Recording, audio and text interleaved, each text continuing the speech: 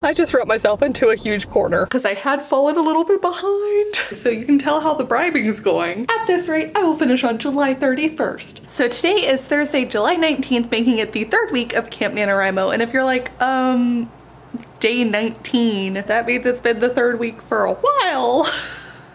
You're not wrong. And the reason I'm starting this off today instead of, you know, day 15, 16, 17, or 18, that sounds awful when I say it like that, is because I haven't done any work.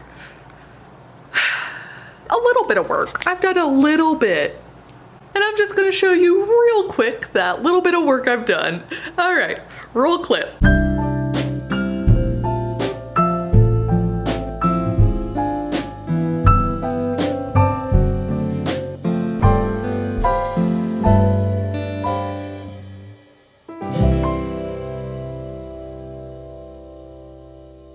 Oh, look at that. Took almost no time.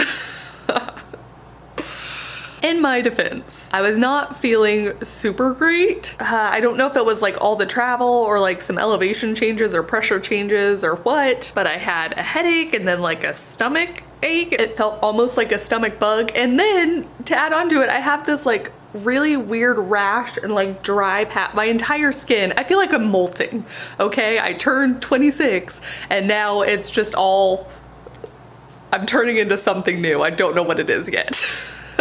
Comment down below if you think you know what it is. If it's just an adult, that would be such a bummer. But today I'm in Duluth, Minnesota. I figured I would do some coffee shop hopping and actually finally, for real, get some words in. Today's focus is going to be Camp NaNoWriMo, so I don't even think I'm gonna look at Project Blue or the new adult romance series. It's just gonna be how many words can I get in Camp NaNoWriMo in one day while still exploring Duluth.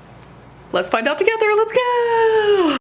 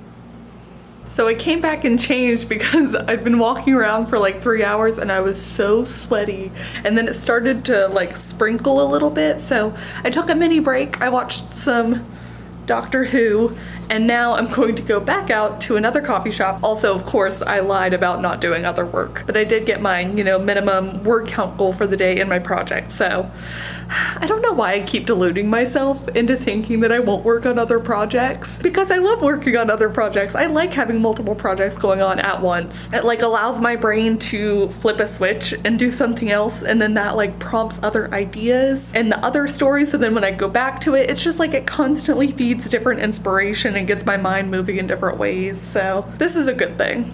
I should stop trying to tell myself to only focus on one project. No more.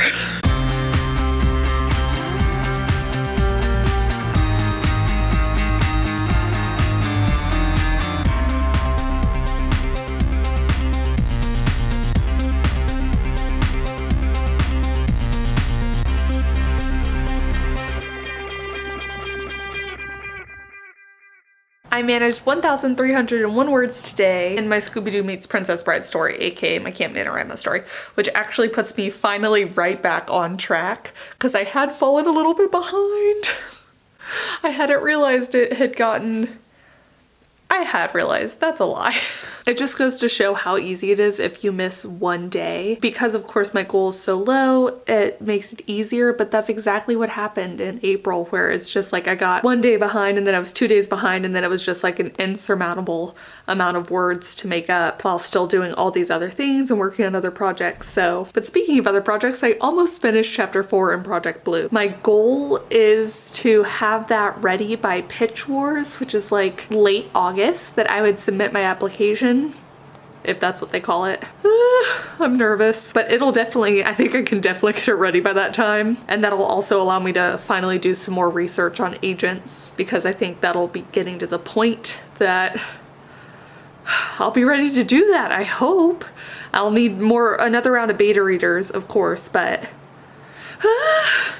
it's like becoming slowly and slowly more real, which is exciting. It's fun to have projects in different stages too, because I look at my Princess Bride meets Scooby-Doo story and I'm like, one day maybe you'll be there too.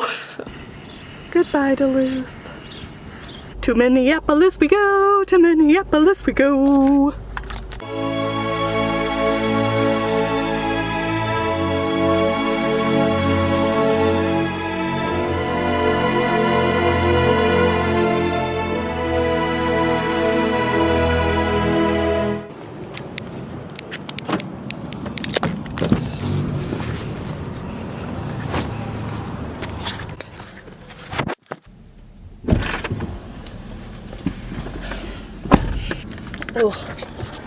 I just wrote myself into a huge corner.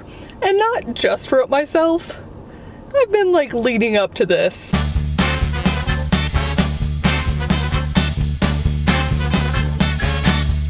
I am bribing myself with, you can't see into there. Here you go. Macaroons! There used to be 6 and I have eaten 3 of them already, so you can tell how the bribing's going. The thing about bribing myself is that I always bribe myself with like unhealthy things because, let's be honest, I love unhealthy things. Sugar is literally like one of my favorite things in the world. It's not great. I should be healthier, but who cares? Right now I'm bribing myself and it's fine. So the thing about writing yourself into a corner or into a hole is that it's difficult to get yourself out of it.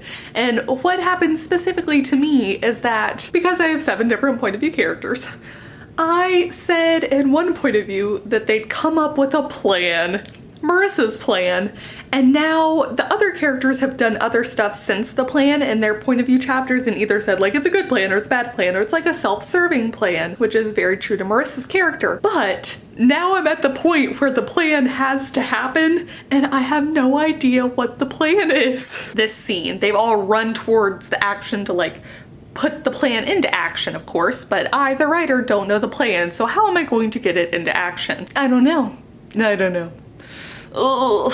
I'm trying to decide with my remaining macaroons if I keep them until I figure out the plan or if I do what I've been doing, which is basically like every 250 words. Or do I leave them for tomorrow and the plan for tomorrow, since I've technically put in the amount of work that I needed to today and exceeded it. But the macaroons are calling my name, so that first part is definitely not gonna happen. We'll see if I figure out the plan.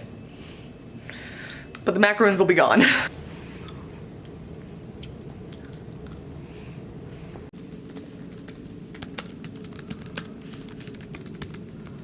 Woo! It's Saturday, it's the last day of week 3. A weird week in terms of writing for me, but I am now sitting at 10,269 words, and according to the Camp NaNoWriMo website, at this rate, I will finish on July 31st.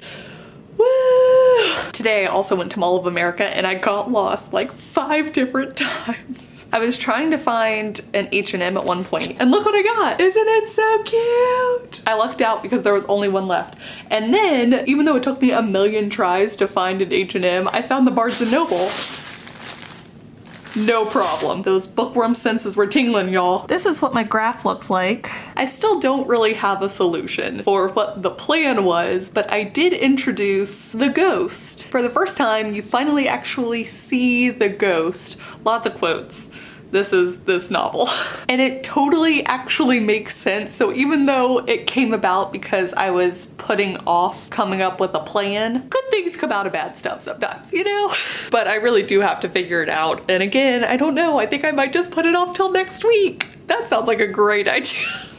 So maybe that'll actually be my question for you guys. Please comment down below and let me know if there's been a time where you've ever written yourself into a corner, or when your characters took something farther than you'd planned on taking it. I mean, I'm saying characters, of course it's you, like you're the one who's consciously writing it. I would absolutely love to hear about it. Please let me know that I'm not alone. I don't actually know that this happens to me in every story. I did not have that happen in Project Blue. I mean, I've had it happen before, but again, I don't know that it happens every time. So I'd absolutely love to hear about y'all's experiences. Again, comment down below, let me know. Thank you guys so much for watching. And I guess we'll all find out what I do about this problem next week. Bye. Very good. Very well. Come on, writer brain.